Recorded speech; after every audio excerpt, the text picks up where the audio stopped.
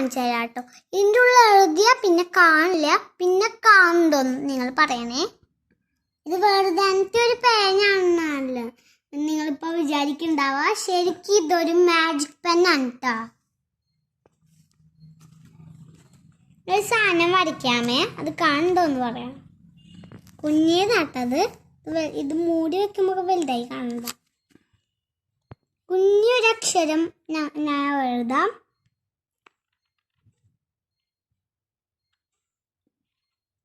കുറച്ച് സ്പെല്ലിങ്സ് എന്നിട്ട് വായിക്കണേന്ന് നിങ്ങൾ കമൻറ്റ് ചെയ്യണേ.